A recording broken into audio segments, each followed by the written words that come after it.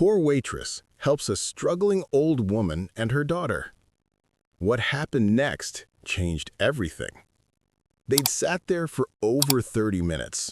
No order, no words, just the quiet sound of the old woman's spoon stirring her glass of lukewarm water.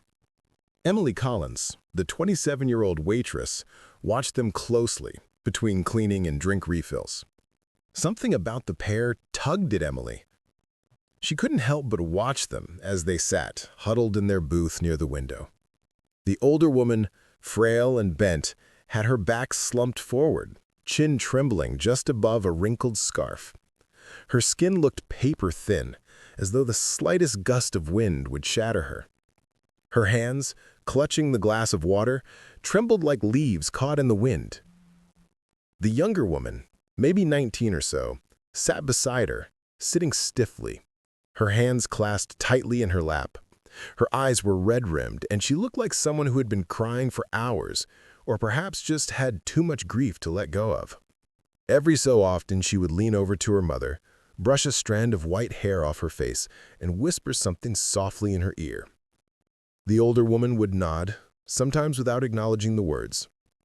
Emily, the 27-year-old waitress, watched them quietly from behind the counter. It had been over half an hour since they'd sat down. No food had been ordered, no drinks, except for a single glass of lukewarm water. Emily wasn't sure what had drawn them to them.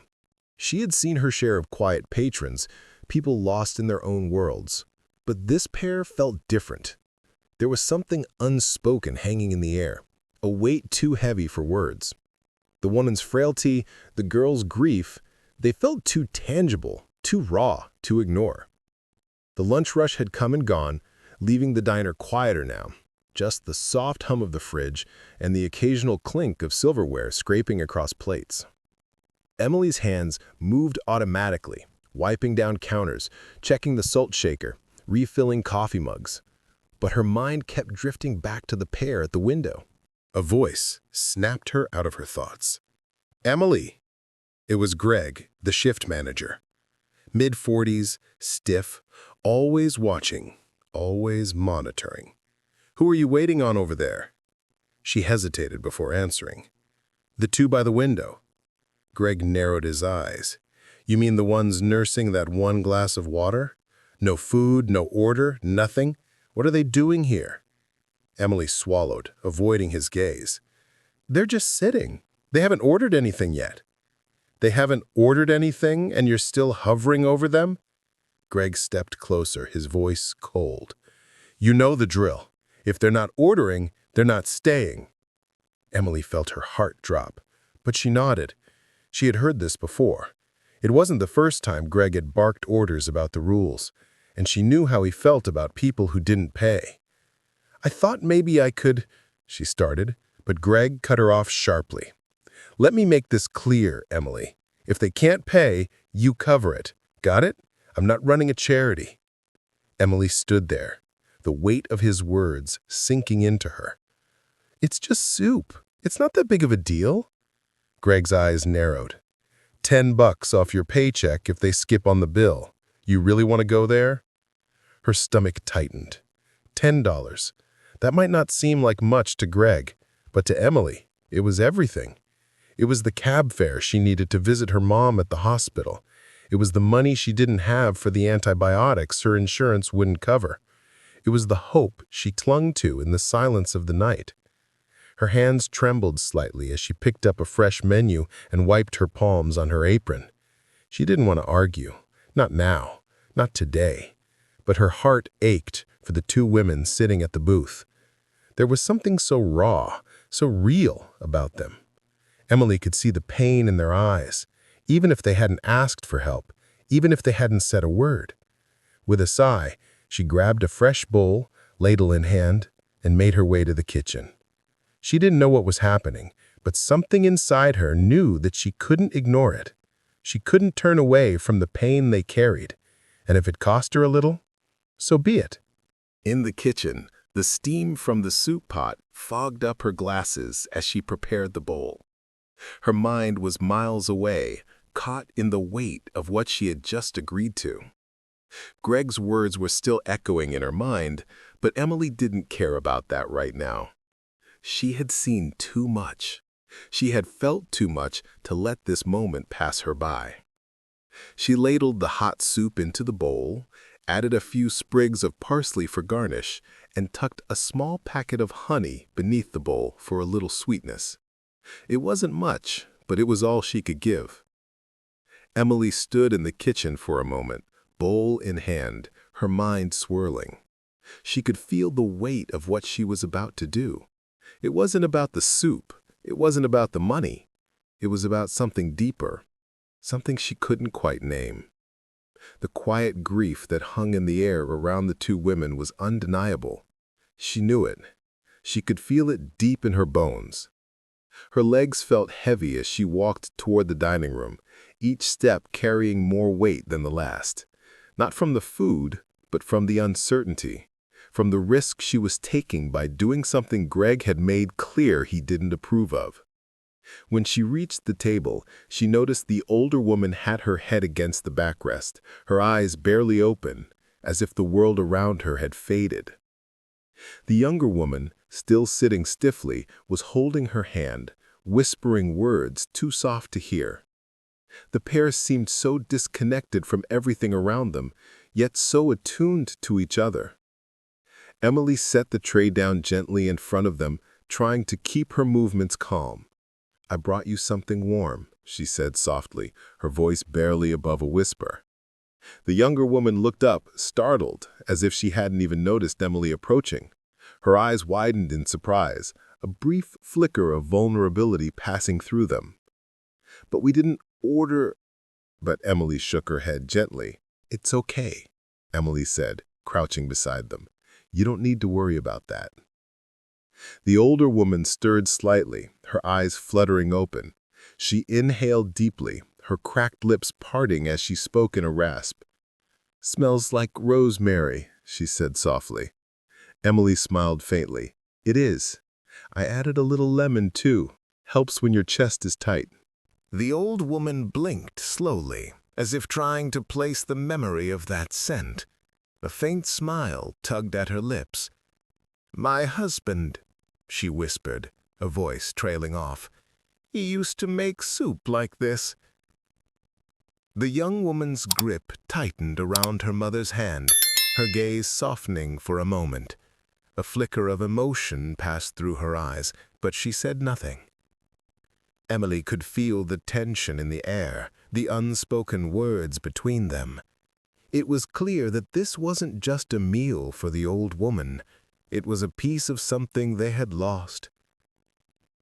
Emily poured fresh water into the second glass, her hands steady despite the whirlwind of thoughts in her mind. "I'll be right over there if you need anything," she said softly, standing up. As she walked back toward the counter, she saw Greg leaning against the edge, arms folded across his chest.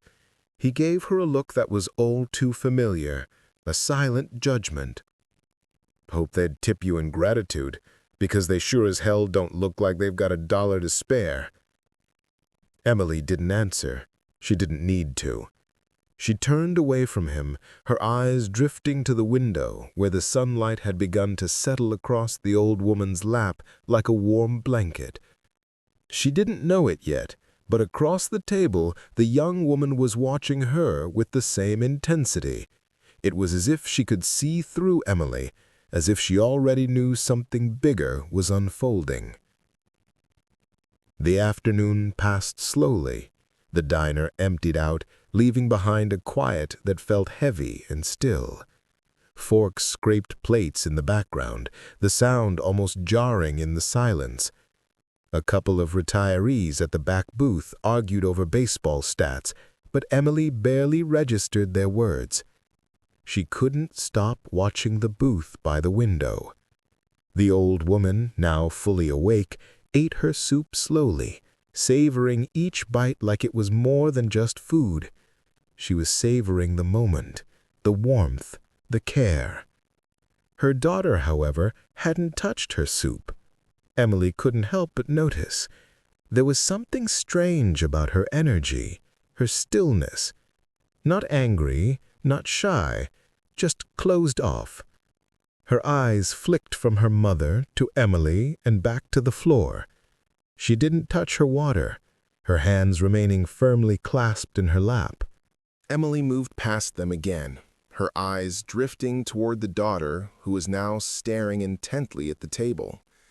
"Everything okay?" Emily asked, her voice soft. The words were simple, but they held so much more in them. She wasn't just asking about the soup, she was asking about everything. About the weight the young woman was carrying, about the grief she was holding in. The young woman looked up, her voice barely audible. "You didn't have to do that." Emily shrugged, offering a soft smile. "I know, but I wanted to." The girl stared at her for a long moment, her eyes searching Emily's face as if she was trying to understand something. "You didn't even ask our names," she said, her voice almost wistful. Emily smiled softly. Didn't seem polite to ask for names before offering soup. The girl's lips twitched, the faintest smile breaking through her guarded expression. It was a moment of connection, a quiet understanding passing between them. "She reminds me of my mom," Emily added, nodding to the older woman. "Strong, soft-spoken, always cold when it's warm." The young woman's face tensed, her eyes flicking toward her mother. "She's sick," she whispered, her voice catching in her throat. Emily paused. She wanted to say more. She wanted to offer some kind of comfort, some words that would ease the pain, but she knew they weren't ready for that. Instead, she simply handed the girl a napkin, offering it without a word. Emily continued, wiping down the counter for the third time, even though it didn't need cleaning. Her hands moved on autopilot, her mind still wrapped around the booth by the window. The old woman, now asleep, had her soup bowl half full, her hands folded in front of her like a prayer. The young woman sat quietly, staring at her mother with an intensity that made Emily's heart ache. There was something about the way she looked at her mother that spoke volumes. She wasn't just observing her, she was watching, waiting, as if every moment mattered. Emily's gaze flickered to the girl again, wondering if she was feeling the same weight, the same sense of loss. Emily had never been good at letting people in, but she could feel this young woman's grief, felt it in her chest, like it was her own. She glanced over at the other customers.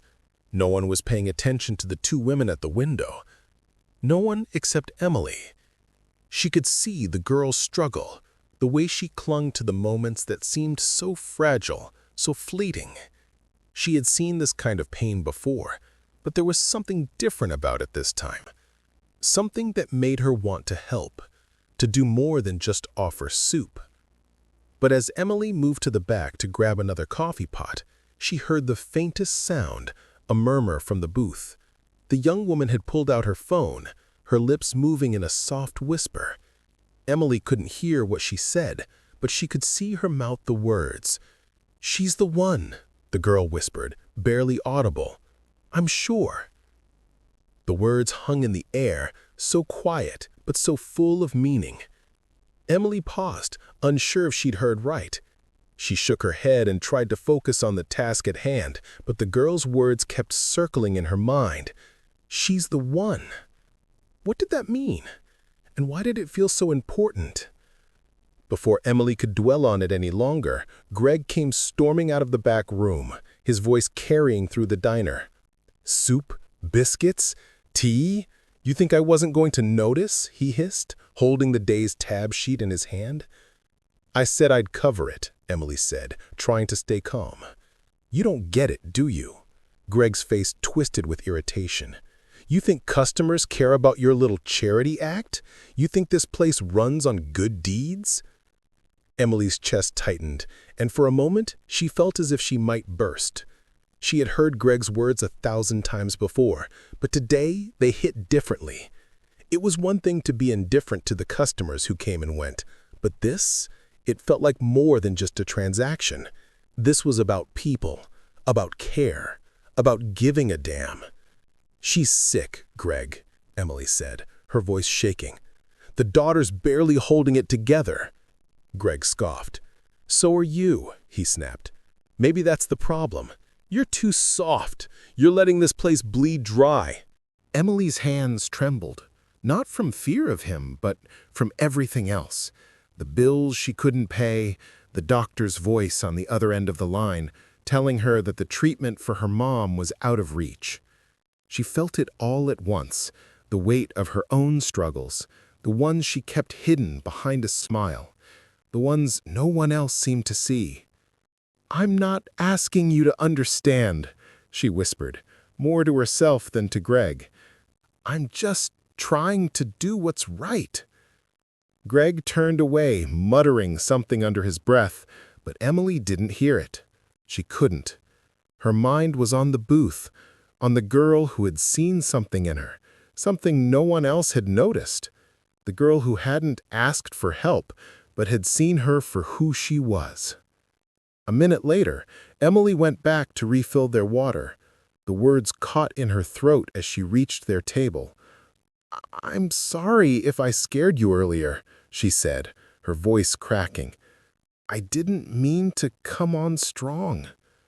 The young woman looked up, her eyes filled with a mixture of sadness and something else, something that felt like understanding. "You're the only person who's seen her as a person," the girl whispered, her voice shaking. "Not a burden." Emily's heart skipped a beat. The words hit harder than she expected. She hadn't realized how much she needed to hear that.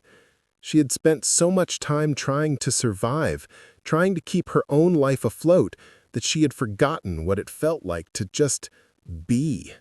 Seen. Before Emily could respond, the girl turned her attention back to her mother. She gently cupped the old woman's hand, rubbing her knuckles with tenderness. There was a quiet, unspoken bond between them, one that Emily could feel deep in her chest. The diner had emptied out now, the last few customers finishing their meals in silence. The old woman had finished her soup and was resting her head against the booth, her eyes half closed. The girl, still sitting upright, looked over at Emily one last time. "Could I get a wet cloth for her hands?" the girl asked, her voice soft. Emily nodded, her heart tight in her chest. "Of course," she said, hurrying to the back to grab a warm, damp towel. She returned moments later, the cloth folded neatly on a tray, and offered it to the girl with both hands, as if it was something sacred. The young woman took it, her fingers trembling as she accepted it. She paused for a moment, her eyes meeting Emily's. "Thank you," she said quietly, "for everything." Emily gave a small nod, the weight of those words settling in her heart. She didn't know it yet, but this moment, this simple act of kindness, would change everything. As Emily walked away, her mind still buzzing with everything that had happened, she noticed something strange. A sleek, black Cadillac SUV had pulled up outside, gliding silently to the curb. No one in the diner seemed to notice, but the young woman straightened in her seat, her eyes flicking toward the car. Emily glanced at the tinted windows, puzzled. "Are you both waiting on someone?" she asked casually, not expecting much of an answer. The young woman stood up slowly, gently leaning over her mother, whispering something into her ear. The older woman's eyes fluttered open briefly, and she smiled faintly, a soft, knowing smile that made Emily's heart ache. The girl straightened up, her expression now more resolved. "Well, we'll be going soon," the young woman said, her voice barely above a whisper. "But I'd like to leave something with you." Emily tilted her head, confused. "Okay," she said, not knowing what to expect. The girl reached into her coat and pulled out a sealed cream envelope, her name, Emily Collins, written in soft gold ink. She held it out with both hands, as if it were something precious. Emily's breath caught in her throat as she took the envelope, her fingers brushing the smooth surface. "How did you—" she started, but before she could finish, the girl was already guiding her mother out of the booth. The bell above the diner door jingled gently as they left, neither of them looking back. Emily stood there for a moment, still holding the envelope, its weight heavier than she expected. Before she could fully process what had just happened, the black Cadillac's back door swung open, and a tall man in a sharp black suit stepped out. He didn't speak. Instead, he opened the passenger door and held it as the two women climbed in, the car gliding away as quietly as it had arrived. The next morning, the sun filtered through the windows of the diner, casting a warm glow across the worn floors. For the first time in weeks, the neon sign outside didn't flicker. It burned bright and steady, like it had been waiting for this moment. Emily stood behind the counter, not in her faded apron, but in a fresh light blue blouse with her name embroidered near the heart. But she didn't feel any different. She still wiped down counters between customers. She still made sure the coffee mugs never ran dry. She still smiled at the tired mothers who came in with kids in tow. And in the booth by the window, where the old woman and her daughter once sat in silence, a small brass plaque now gleamed. Kindness served here first. News of Emily's act had spread quickly, carried by whispers, by neighbors, and by those who were witness the quiet moment of compassion. Journalists and influencers visited, asking the same question over and over. How did a waitress end up the heir to a fortune?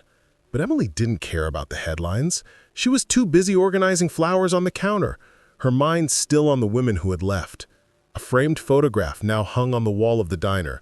Charlotte and Isabel Whitmore, both smiling softly, arms wrapped around each other. Her mother had cried when she saw the hospital bills cleared in full. The doctor said it was the first time he'd seen her laugh in months. Greg? He didn't work at the diner anymore, but sometimes he'd sit at the counter watching Emily run the place with a grace he'd never understood until now. As the evening light settled, Emily set a plate in front of a young boy with worn-out shoes. "Eat up," she said warmly. "Your family's here." Because in the end, that's what saved her, and that's what she built next. If this story moved you, don't forget to like the video and share it with someone who needs a reminder. True kindness still exists, and it can change everything.